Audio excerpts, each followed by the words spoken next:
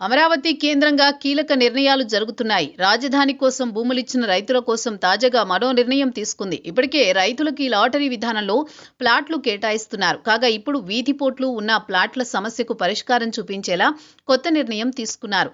ఇక registration, mutation ప్రభుత్వం రైతులకు అనుకూలంగా నిర్ణయం వెల్లడించింది. అమరావతి రైతులకు ప్రభుత్వం భారీ శుభవార్త చెప్పింది. రాజధానికి భూములిచ్చిన రైతులకు కేటాయించిన ప్లాట్లకు వీధిపోట్ల సమస్య పరిష్కారం కోసం ప్రభుత్వం కీలక నిర్ణయం తీసుకుంది.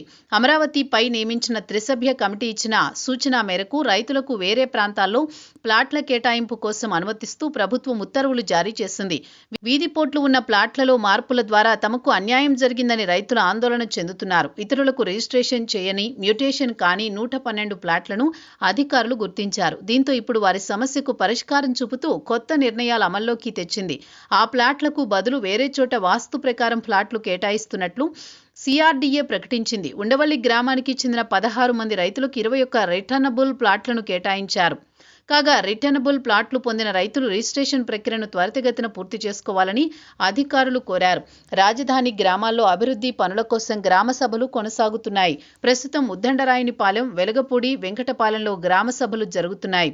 రాజధాని నిర్మాణానికై భూములు అందజేసిన ఉండవల్లి గ్రామానికి చెందిన 195 మంది రైతులకు సిఆర్డీఏ అధికారులు 381 నివాస, వాణిజ్య ప్లాట్లను కేటాయించారు. ఈ లాటరీకి హాజరైన రైతులకు ఆన్లైన్ ర్యాండమ్ సిస్టమ్ ద్వారా నివాస, వాణిజ్య ప్లాట్లకు ముందుగా ట్రయల్ రన్ వేసి తర్వాత ప్రత్యక్ష లాటరీ ప్రక్రియను చేపట్టారు. ప్లాట్ల రిజిస్ట్రేషన్ ప్రక్రియకు ఎలాంటి రుసుము వసూలు చేయని అధికారులు వెల్లడించారు. అదేవిధంగా తల్లిదండ్రులు లేకుండా అనాథలుగా బతుకుతున్న చిన్నారులకు ఏపీ ప్రభుత్వం అండగా నిలవనుంది. అమరావతిలో ఉంటున్న అనాథ పిల్లలకు 5,000 పెన్షన్ ఇవ్వాలని నిర్ణయం తీసుకుంది.